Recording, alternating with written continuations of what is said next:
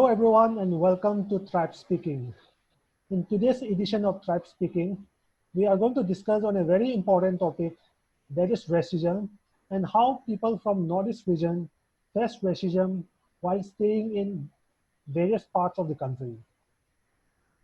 On this topic, to discuss on this topic, we have two professors.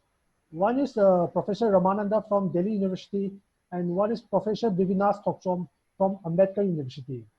They have been staying in Delhi for almost 20 to 25 years. They came to Delhi to study, and then they have been teaching for the last 10, 15 years. So to discuss on this topic, racism, we have broken down into various subparts. And in this first subpart, we will be discussing on what is racism, how it occurs to Northeast people, especially to students who are studying or who are in early or late 20s, who are taking up, who have just started taking up small jobs. So to discuss on this, first I would like to start with Professor Bibinaz. Professor, can you please explain what is racism and how it occurs to people from Northeast region? Thank you, Singman, for inviting me to talk about this topic. And this is one of a topic which has been lingering in mind for a long time. And I really thank you for giving this opportunity to speak on it. Well, racism is something we all experience either as a target, as an observer, or a perpetrator, or all of them together. So I like to bring in a little bit of tension here while discussing this topic, because recognizing the issue accurately is the first step, I believe. Perhaps a small step towards reconciliation. That small step is necessary as of now, I would say, whether we like it or not. But in my humble opinion, many outbursts of reactions and retaliations serve as more of self-fulfilling prophecies caught in a vicious cycle. Okay. So, and we have plenty of examples on that. This does not really help in reducing the sense of betrayal experience, but rather makes one feel even more frustrated, respected, neglected, burden to solve on his own. So when I said tension, I'm saying because I will be gradually delving into the complications and discomfort associated with the term and experience of racism. So my request is to be a little more patient. Give me some time to speak on it. I might, take a couple of minutes to complete presenting my point of view. And those of who would be listening to this, well, I would really appreciate support of my views, and also constructive criticisms and comments are welcome. So let's try and define racism first. The definitions, there are infinite number of definitions given around racism, but I like to try to look at these terms from the psychological point of view, and I'm going to break down these particular concepts into different parts and what it actually consists of. And when these parts may be quite overlapping, and I try to articulate the distinctions between different components which makes up racism, what racism is all about, so that we do away with some of the confusions when we talk about racism. So psychologically defining, and also to me, racism is an act. So let's focus on this part. Basically, it's an act of embodied power led by prejudices. That power can be these embodied act can be verbal as well as discriminatory actions, could be verbal slur or discriminatory actions led by prejudices associated with negative stereotypes upon a chosen race. It's an attitude of superiority that one group holds against another group that is perceived as inferior. So here the words are very important. We need to make a distinction between what is stereotype, what is a prejudice, and what are perceived. And we need to focus, also stress on the word perceived. It may not necessarily that the target group feels inferior to the ones who are targeting, but the perceived inferiority is very important here. It's a social construct established usually by majority or powerful or superior group in the social hierarchy to maintain their status quo. In short, it is simply another form of power, a game, or politics of a bully or dominant race. It flows like a river flows, I would say, from the higher to the lower level, lower land level. Okay, so now let's start by breaking down the above definition into different components for better understanding of the term racism. Otherwise, we won't be able to make any reconciliation if we are constantly convoluting the difference between racism, prejudice, stereotypes, or biases, etc. So racism, taken as a negative attitude, is a negative attitude. Taken as a negative attitude is a lasting evaluation of the social world around us. So an attitude object can be a thing. It is an evaluation. But can be a thing or a person or a group of people or a brand or an incident or representation or any symbol, etc. So in the context of racism, when we talk about racism, the attitude object is a chosen race, about which negative evaluations are made, upon whom racial dominance is asserted.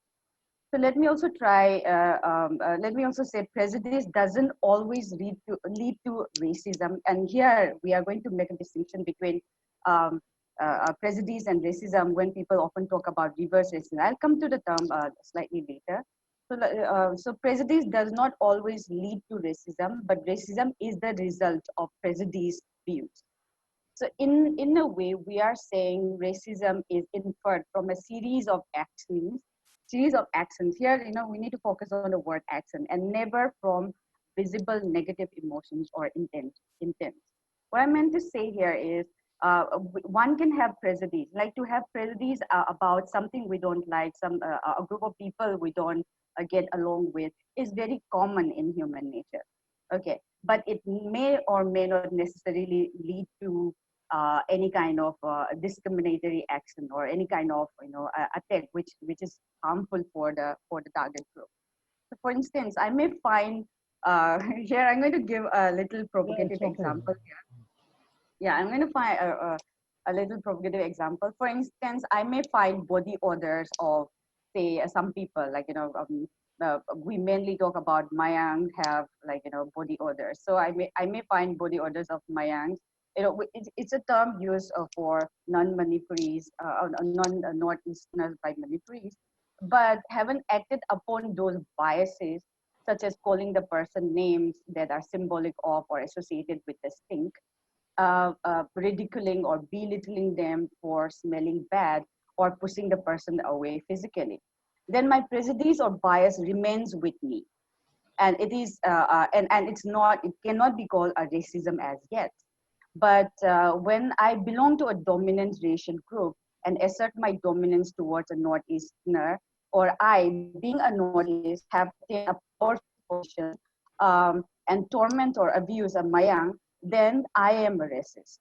So one may raise this argument that Mayang is a racist term, but these terms remain as simply biases and prejudices as long as it's not used to abuse or belittle the other race. Okay, so that's the difference between thinking Nordis as belonging to Nepali community and ridiculing and just thinking of Nordis as Nepali or Chinese, etc. It's different from actually ridiculing and calling them "Hey Nepali Bahadur" and stuff like that. Okay, the more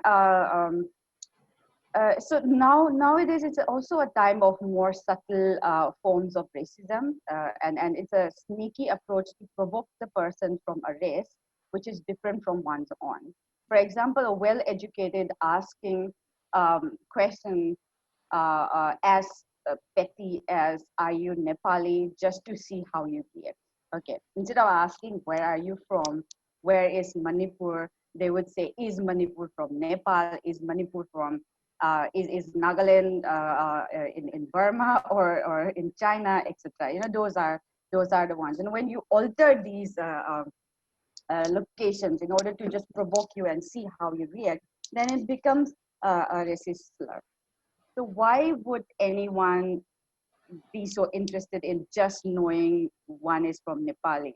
So simply, um, if there are genuine care to know, then one can always teach, one can always educate the other person. One may also say that minority races can be racist too.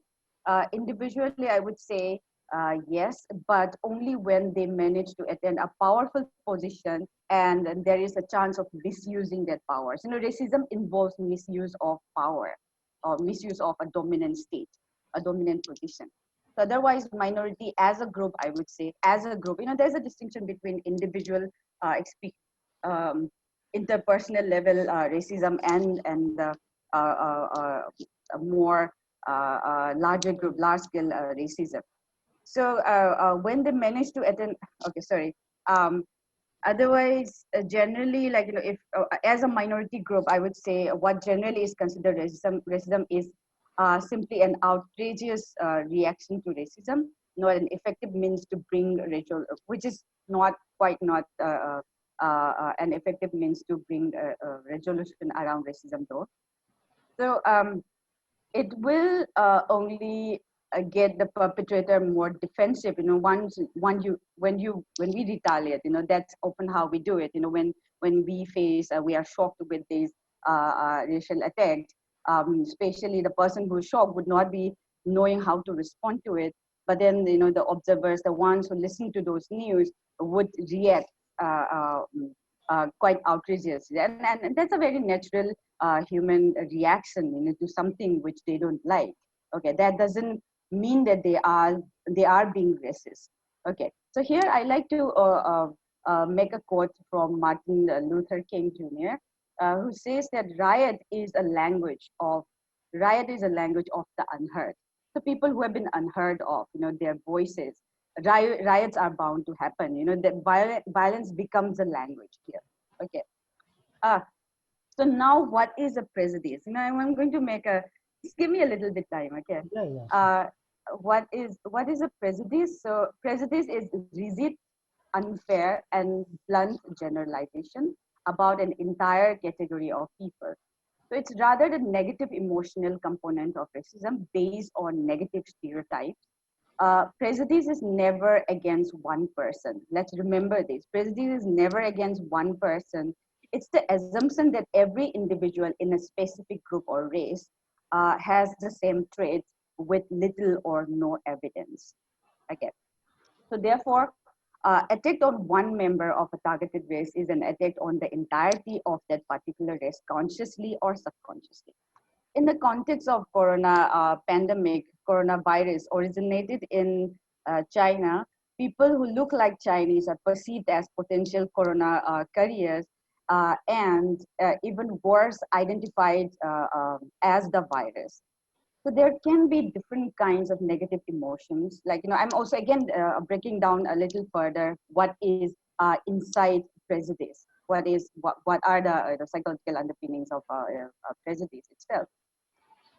So there are different kinds of negative emotions that underlie prejudices. Those emotions determine the kind of prejudices and possible subsequent discriminatory actions.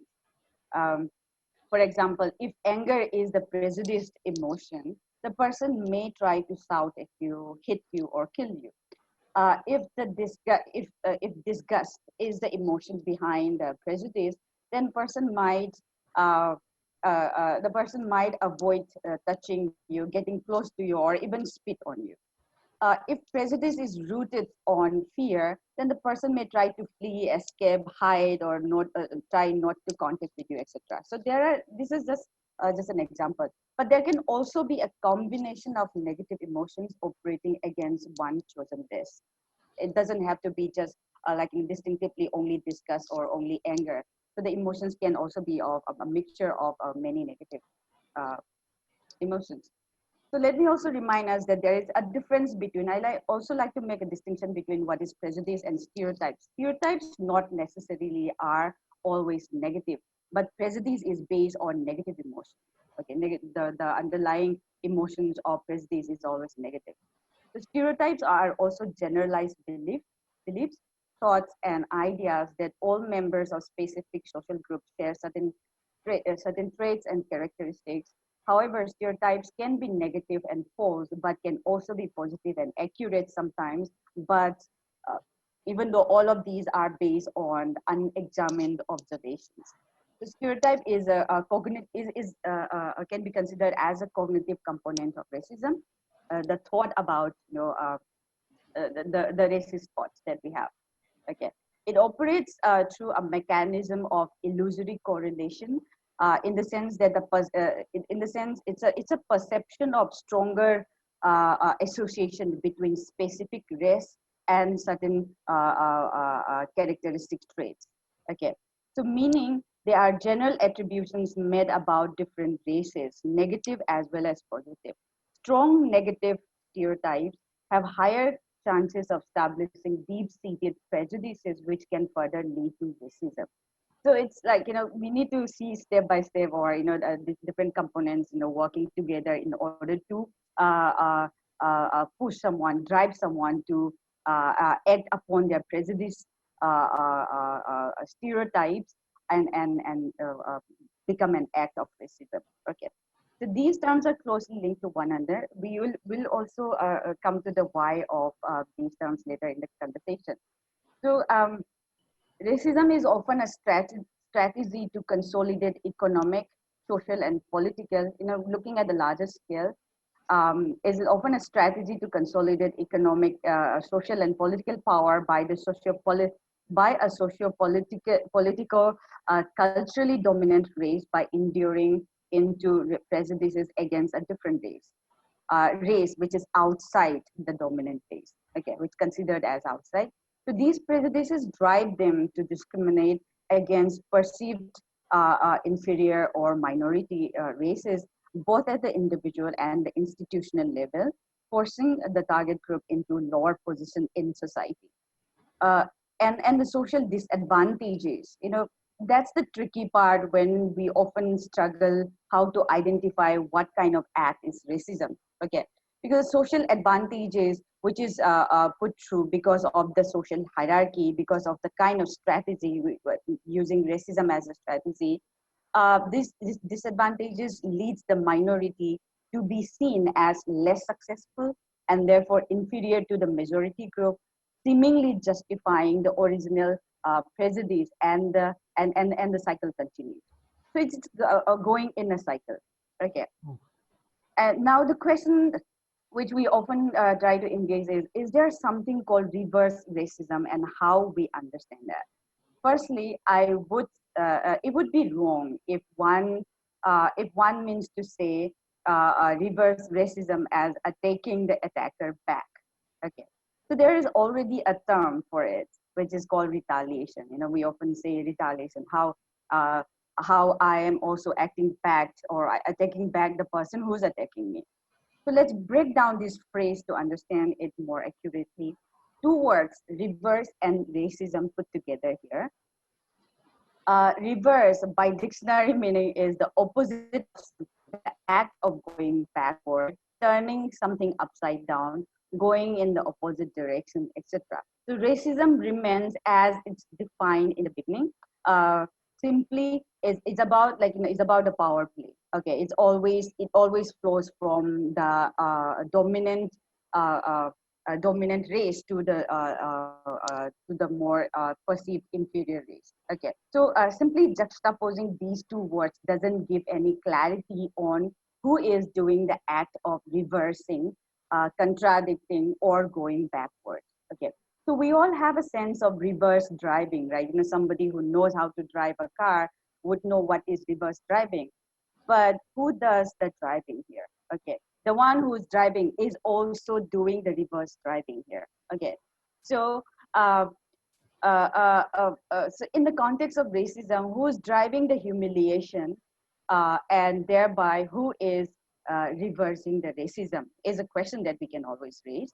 um, there is a similar phase in social psychology which is called reverse discrimination, and it is clearly defined as a tendency to evaluate or treat persons belonging to certain groups, especially ones that are the object of ethnic and racial prejudice, more favorably than members of other groups. For example, a teacher may assign higher than deserving grades to minority students to avoid further context with them.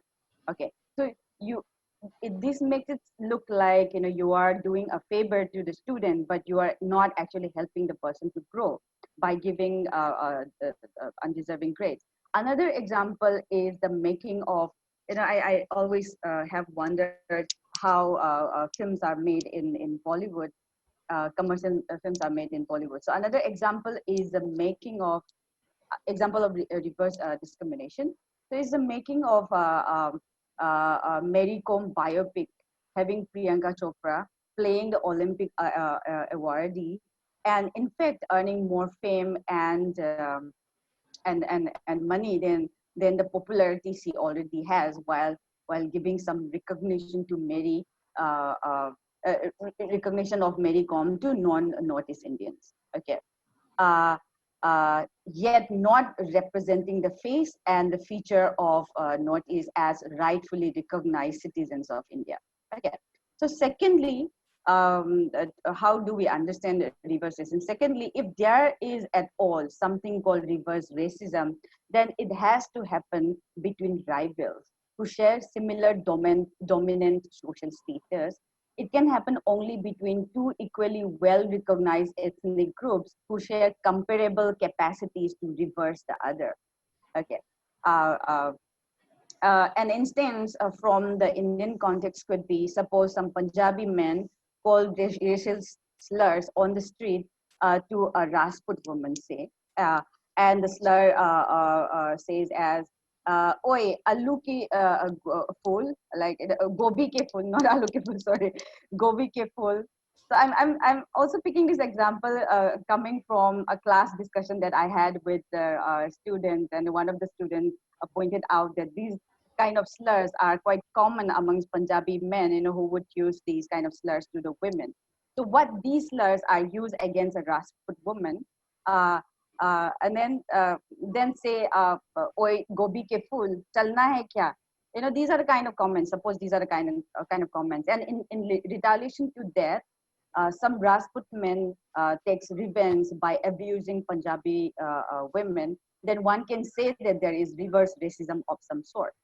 But often the arguments turn around the arguments around racism against Northeasterners who has little or no recognition as different face of India.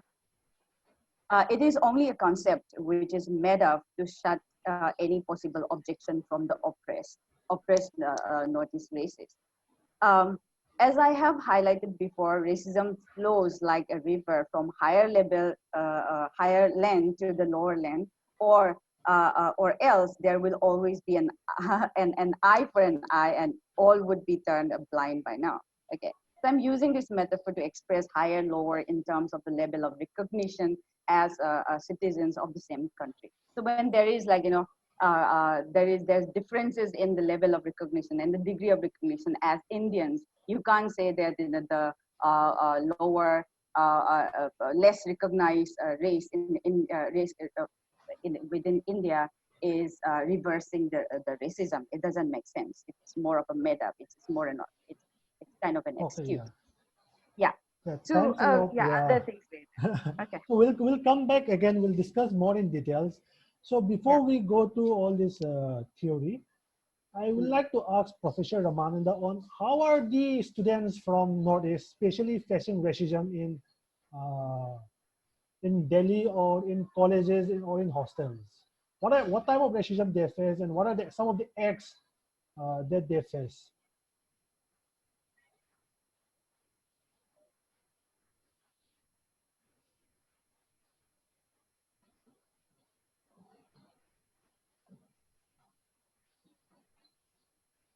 Samo, your mic is mute. Yeah. Okay. So I was listening to Bibinaz, who has been explained, the racist terms and the importance of that to understand actually any incidents or any kind of racism or discriminations happens to the Northeast people.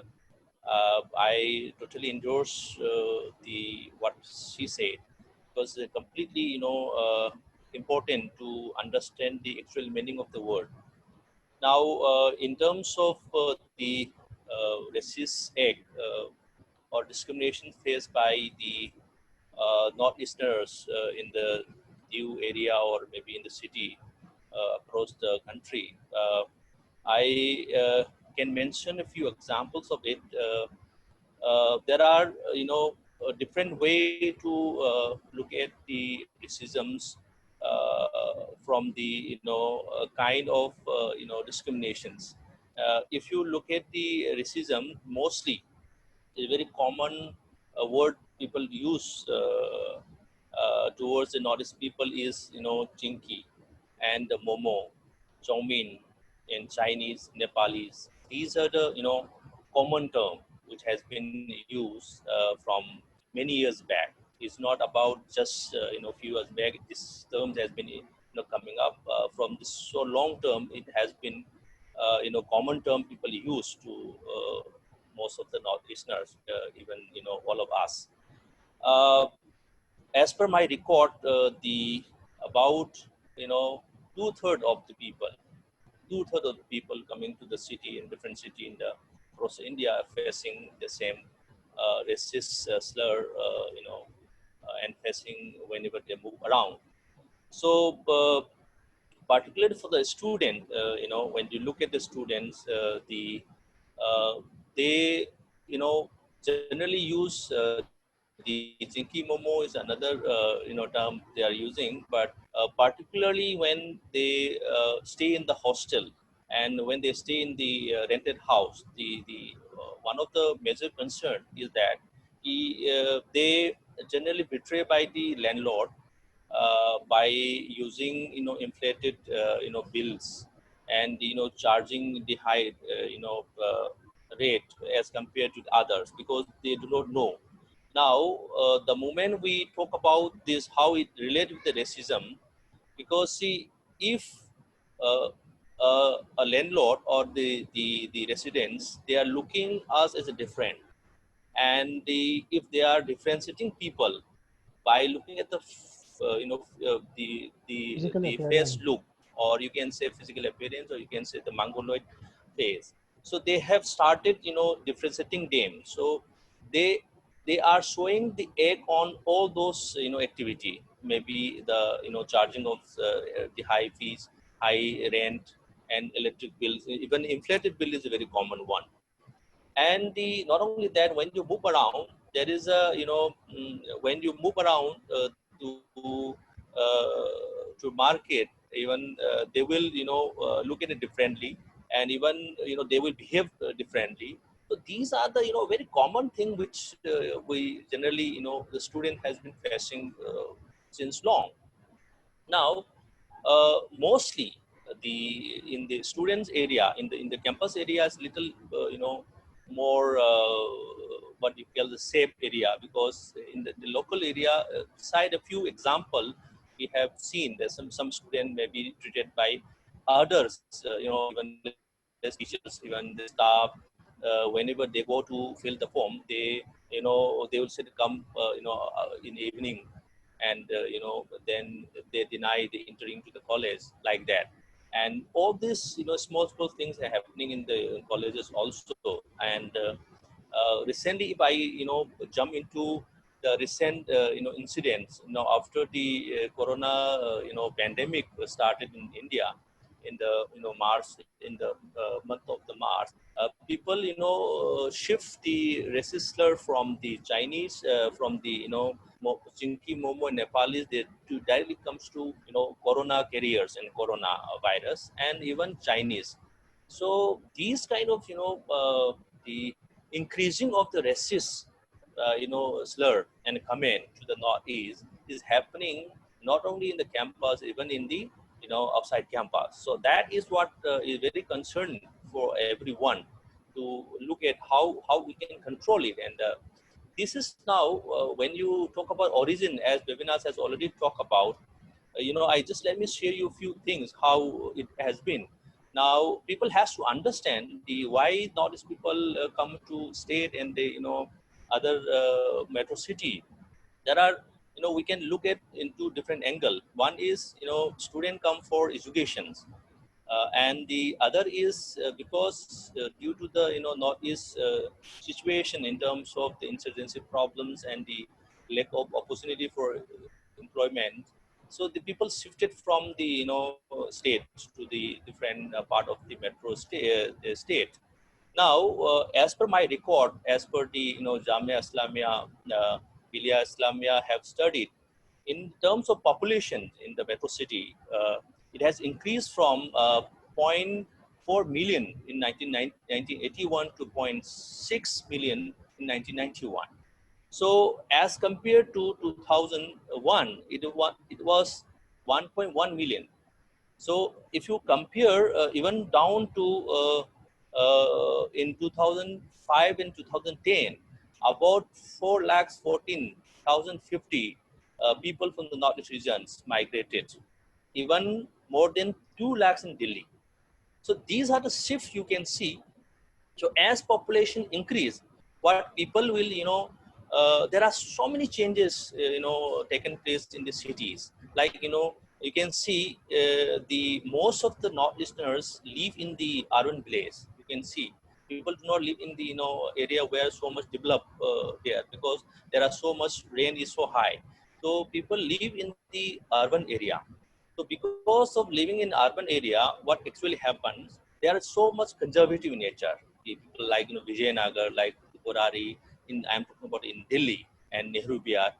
So these areas are the urban village, not a city like the developed area like other part of the Delhi. So these people or residents in this area is a very conservative nature. So our nature of free mixing, free talking, and easygoing nature of people has been misunderstood by locals.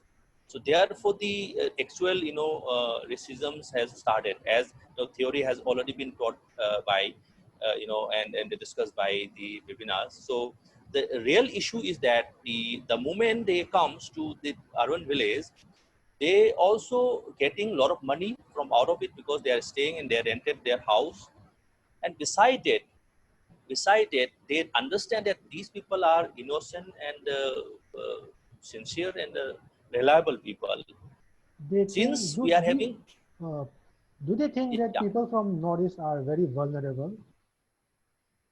absolutely, absolutely. Why? Because see, we are vulnerable because the as I already have told you, the first, the thing is we look different from others. Our features totally different, and our nature is little different. Our way of talking is different. Our lifestyle is different. Our eating habit is different, right? So the moment the different people comes to different society, obviously there is a possibility of the vulnerability, and we are minority in nature. So once we are in minority, then obviously these people can start doing.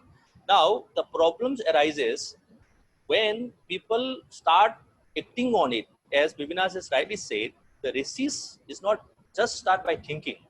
It's not start by thinking stereotype or maybe prejudice or different setting. Once you act on it, then the racism start. So we are vulnerable to the racism because we have been facing actually in the cities and the other state. So we really facing from the from the beginning. As I told you, from the beginning they have used the term Chinkies, Nepalis, Momos, Chowmin. It's a very common term. Now they are changing to the Corona is because of that pandemic. So actually, we can say that we are facing the problem. So we are vulnerable to that, and it's not because of our fault. It's because of non-acceptance of our people, Northeast people, by the local people as a equal citizens or a Indian. So Indianness is very important. So nobody, in local area is ready to accept it as Indian, because they always have prejudice mind on them, that they might be from other state, or maybe even if they know that we are from some place called Manipur, Nagaland, and other state, but they pretend to be not knowing that. So that is what the actual problem is that. So this is what it rarely hurt us in terms of the actual act which people are showing to us. So as I have a record, I'm telling you, every northeasterners on the daily basis, they are facing the some or other form of racism in their locality or in their wherever they stay. If the most of time people do not complain to the police, because initially, even when they go to the police, they didn't register it, they didn't register our complaint. So they do not like to believe on the police, because police does not like to register the complaint. So that's why many of the cases in the past people do not report to it. But since now, after 2015 and 2014, since one of the case has been happened, as you all know, that is the uh, the guy from the Arunachal, that boy, which is the Nindo Tania case happens in 2014. So after that, the issue has been sparked, because just after that, the election was due. The Lok Sabha election was due. So people make that as a political, the issues, and people have started, protesting against this kind of racism. So after that, the sudden shift towards like they're setting up the Spooner Special Police Unit for Northeast regions in Delhi. So all this precautionary measures has been taken up, and even the Besbura committee has been formed in 2014. So all these activities come up only then such incident have happened. So I absolutely say that this we are still facing the problem, and we are vulnerable too. Not only in the past, it is still is going on. So that's why this issue is very important. Oh, thank you, Yeah. Professor. Professor Bibinaz, can you quickly add on, especially on in classrooms, how the Nordic students are being, how they struggle to and how they try to cope up in trying to mix up or trying to blend together with the rest of the people? Is there any difference in the way the professors treat the Nordic students with respect to the other students, or even if the professors does not treat differently, but is there any way especially like for example when we form study group, is there any way the students from Northeast region they kind of feel that they are being left out, something like this? So do you think that there's some kind of like diversity issue or some kind of way the students from Northeast are finding it difficult to mix up with the people from other states or other cities? Okay, it's a very good question, and I do have my share of observations around it, being as a student earlier and also as a faculty later on. So being a student, I always have dreamed of how can we have more diverse, like, approach in the classrooms. That is coming from a deep sense of being marginalized in the classroom itself. So suppose there is a group discussion happening, or there is a group which is constructed for presentations, etc. So you will be the last person to be informed, or you will have to ask the faculty directly. And sometimes faculty does not want to bother much about these petty questions. It needs to be sorted out within the peer group. So this does happen, but I don't know how frequently and to what extent. But many students from the Northeast, I think there is more different, and there is a more difficult issue than just feeling excluded for these small groups constructed in the class. I would say is of the absence of curriculum, which is related anything related to Northeast, okay, Northeast of India, and that is also why and many scholars and many experts on the field, like who are studying around racism, they've already spoken about the importance of including syllabus about geography and history and the politics of Northeast in the curriculum. But this has not been done as such. But with this, there's a subsequent a series of patterns of behavior that one can also see. Then when I start bringing in, as a faculty, when I start bringing in some context which is based on Northeast and the politics around the Northeastern society, the geopolitics, the biopolitics, etc. So many students from the mainland, say from the northern Indian side, especially, they would express this sense of loss. Okay, so as a student, obviously they don't say things directly to your face that they are not interested. But I don't want to get into whether they are interested or not, but they do get a sense of loss. So now on the flip side, can you imagine how students from the Northeast would be feeling at loss when the entire syllabus is based on the majority Indian, and there is no connection. So students as young minds, they need some anchoring. They're still developing their sense of thoughts, the meanings of things around themselves, especially in the social science and humanities studies. Uh, so they need some kind of anchoring, and that anchoring happens. There's something called schema in us. It's a psychological term again. I can't help using psychological term, right? Because I'm from that field. So there's something called schema. This operates as a framework, as a guiding principle to process social information. So I feel that many of the times why students from the Northeast are not scoring well, also because they cannot readily connect to some of the complex concepts which are taught in the class, whether it's history or political science or sociology, etc. Because that part, that section, the marginalized section, the peripheries of India are not included in the syllabus. So it's almost like they are. It's more of a rote learning for them. Okay. So when you theorize, when you bring in the theorization part, then they can connect and they can at least reason out things. Uh, they're making of making meaning. The process of making meanings for themselves. It's based on some explained pattern of thoughts which the theory provides for them. But when we talk about facts and the more nuanced and more complicated issues around, say, suppose caste system, which is experientially not there for the Northeast people. And say suppose we talk about partisan trauma, then it's not there, it's not easily accessible to a mind to a young mind from who's coming from the Northeast.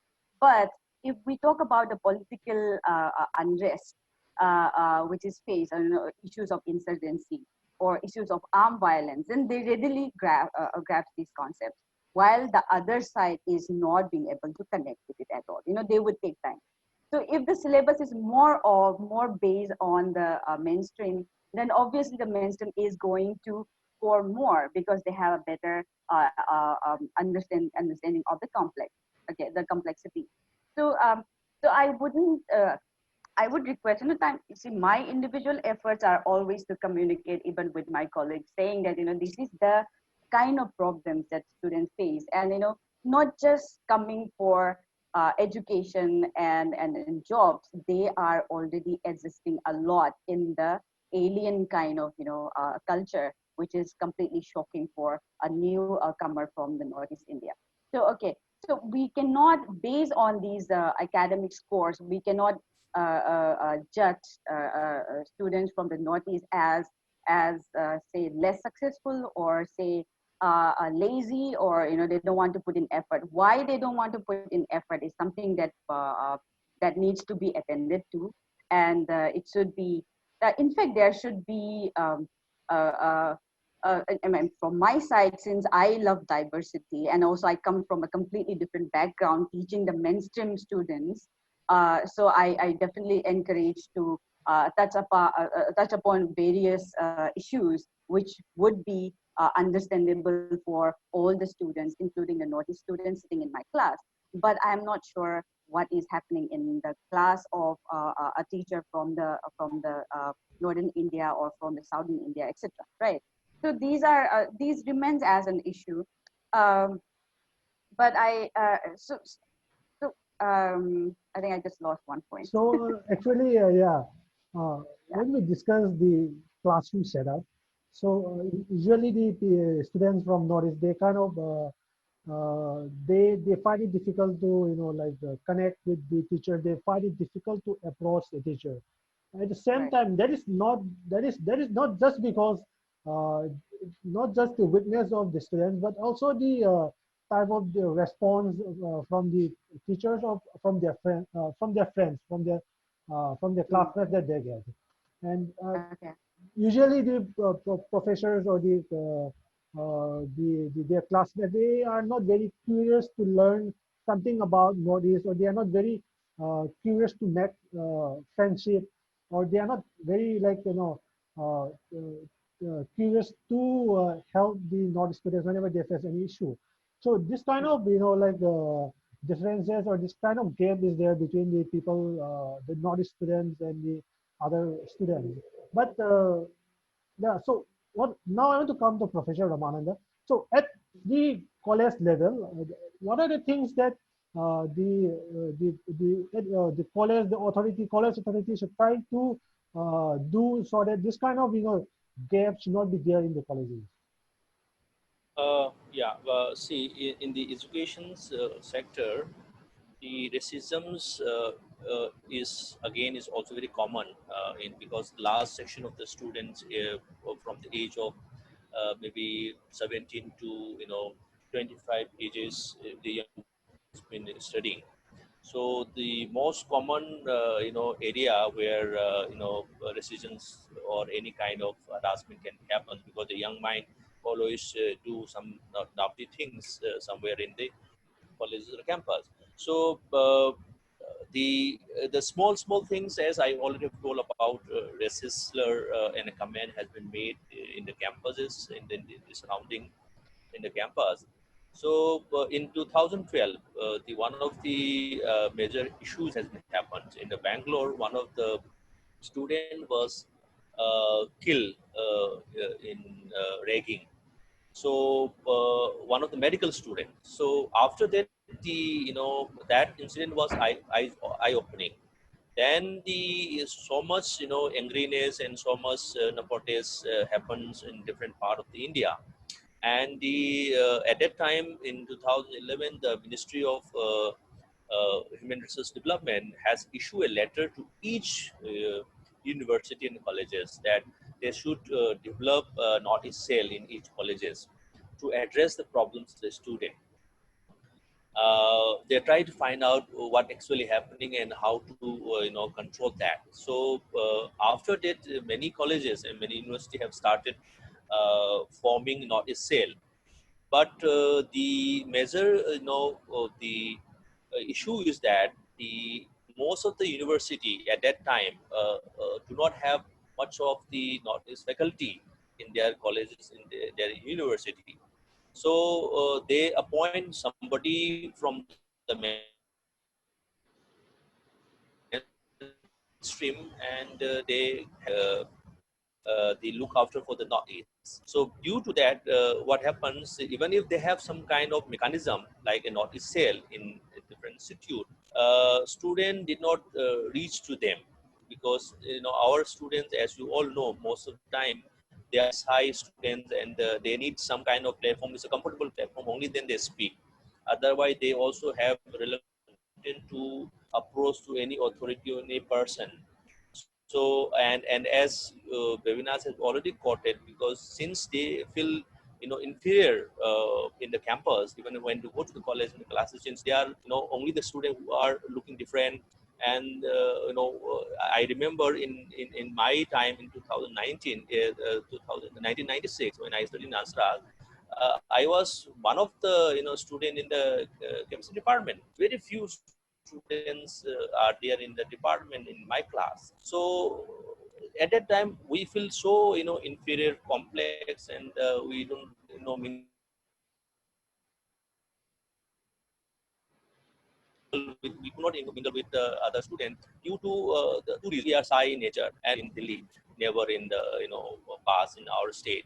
Another is there is a language problems also in the Northeast. Whenever you come to any mainstream, they have a different tone and different way of speaking, and even Hindi is very common term they use. But we Northeastern do not have much experience of speaking in Hindi, so therefore the language problems also there. So that all contribute to our disadvantage, and because of that, student could not reach any faculty or any people who are controlling the college or university. So the moment you appoint someone from the mainstream as a nodal officer for the Northeast people, most of the time student could not reach them, and whenever they reach they speak in different language, and student could not cope up with that. So because of that, even if they have made compulsory for every institute to have a Northeast cell in 2012, it could not work as very successful agency. Now after that, despite having a Northeast cell, these problems could not solve perfectly, or you can say to some extent. So still people are facing a problem of racism, as in the class, as I already have mentioned. Whenever they go to the class, they could not talk to them, as Bibinaz has said. They even do not frankly talk to teachers and their their colleagues and their peer student. So even the response of the student from the other classes, they also not very good, because of difference in their language and the difference in their perspective. So the actual problem still remain the same. Now in 2014, as I mentioned, the incidence of death and the incidence of everywhere is increased. Then people have taken very seriously, and at that time few of the institute in across the country had at least one or two faculty member from the Northeast. So they started mixing, they started using that facility in their cell. Then the people have started thinking on how we can make more effective of such nodal agency like Northeast cell in each colleges. So after that, people have interacted with the student, having Northeast face in the colleges. Right now in many of the colleges, you can find in the month of January, most of the colleges in Delhi University having the Northeast face everywhere in the campuses. And even in the Ambedkar college also, Bibinaz has organized a big Northeast festival, literary meet. So like that, every institute have started right now, have increasing giving a lot of consideration on the Northeast people, and people start trying to understand the cultures, traditions of the Northeast people. So this is a good sign of the development. It's a good sign of understanding of the people. This will make us to mingle with each other. This will help us to understand each other. So that is what is required for the all of us. And therefore, as compared to past 5 years back, and if you compare to right now, you will find a little difference in the university setup and the college setup. There you can at least help some friends, some teachers, some colleagues to help each other. So the small changes has been there, and the development towards the understanding of the Northeast culture, Northeast people is started. So in the coming day, it may be good, if we able to work out very well. But yes, till now the things are not, it is there, development is there, but it's not completely, fulfill the goal of what we need to do. So is the current developing situation right now, we can say it's a developing situation towards the goal. So it's not complete, but yes, the started the colleges and institute for looking after the student. And I would like to also mention, in 2012, even because of such incident, the Delhi High Court has ordered the government to set up a group to at least study the problems of the Northeast. So from there onward, there is what are the developments in that part we do not know. But I correctly remember that there is a Delhi government High Court even order the government to at least have a study on the Northeast issue, so that we can develop some kind of the mechanism to control the crime happens against the Northeast. So such things are now step by steps happening. Is because the already crimes are exist, racisms are exist in the cities and other places, because many of the people say there is no racism here. I have seen many newspapers in there. Many people deny that there is no racism here. It's not true. Racism is there, but only thing is we do not want to understand that. So these things are happening. So in the positive directions happening. So we need to work on that. Okay, thank you, Professor Ramananda, and thank you, Professor Bibinaz. We will I just discuss wanted to much add more. one point. Yeah, Yeah, please. I just wanted to add just a continuation of the point that I sort of Yes. lost. The point I wanted to make is nowadays, like Tamaramanda has already mentioned. Nowadays, we have Northeast Cell and group of Northeast students who would do activities related to Northeast to get a sense of belongingness, to have a sense of space in their respective institutions where they are studying. But I think much more than that, I think we could also have. I was thinking in terms of in terms of a need. There is an acute need already, even though we are progressing. Um, there is a need to promote some sort of diversity management in within the campus, of all the institutions that we're talking about. So we could have diversity management committee comprising of faculties and students from different cultures and races, and encourage uh, uh, a mutual respect of different cultural backgrounds that they come from. One such example I want to give from my university is of it's not directly about diversity management committee, but it's about language peer learning processes, peer language learning processes, where one student becomes a mentor of another student who's slightly weaker in expressing things in English, or whether in writing or speech, etc.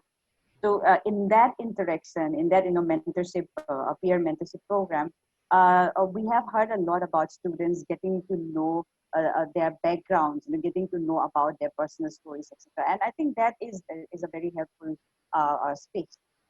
So we could have a diversity management committee. Um, Another thing which I also wanted to highlight is, that could be this would be more of an appeal to the non-Northeast educators, to keep in mind that new students from Northeast are expected, are already expected to already understand the norms of the mainstream when they come, out of their hometown for the first time.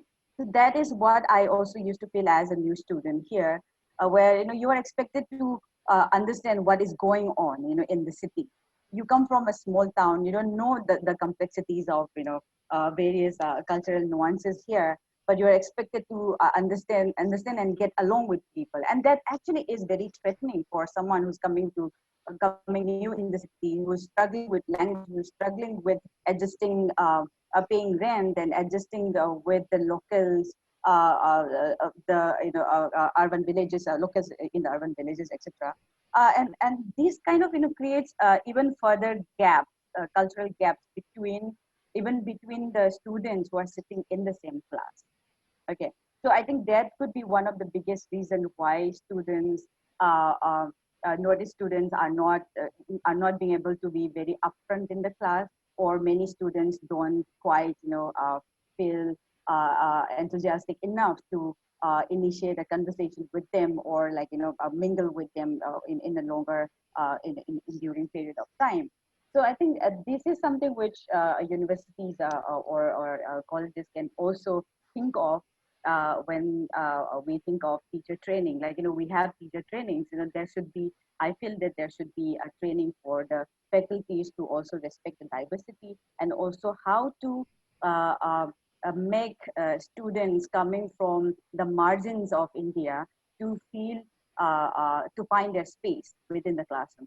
And this is a very sensitive issue. You can't just ignore by saying that, how come you don't even understand? You are already in college and you don't even understand that. You can't say that to a student. There are levels of, if say suppose I coming from the Northeast background and I tell something, I bring up some complex issues about Northeast, and I'm telling the student from the mainstream saying that, this is, how come you don't even understand? You are a part of India, right? I mean, if you consider the Northeast as an Indian state, then you should already be knowing it. People don't already know things. Okay, people learn things. So I think that learning space need to be provided in all the classrooms. Yeah. Thanks a lot, Professor Bibinaz.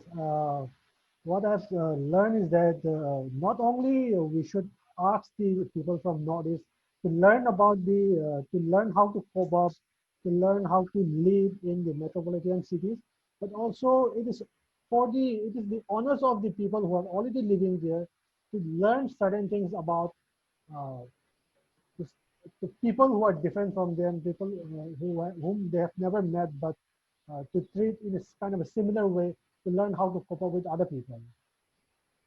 I think that the honor should be on both sides. So I thank both the professor a lot. We are going to discuss much more on racism. This is the first part. In the subsequent sections, we are going to discuss on the mindset of the racist people, on what are the psychological impact that it has on the students and on the target group. What are the like what is systemic racism? How is it different from racism at the individual level? How are some of the things like slums and then the media, what type of role do they play, and how can we tackle it? So these are the things that we're going to discuss. And for this section, I think we'll call it at the end, and I thank the professors again.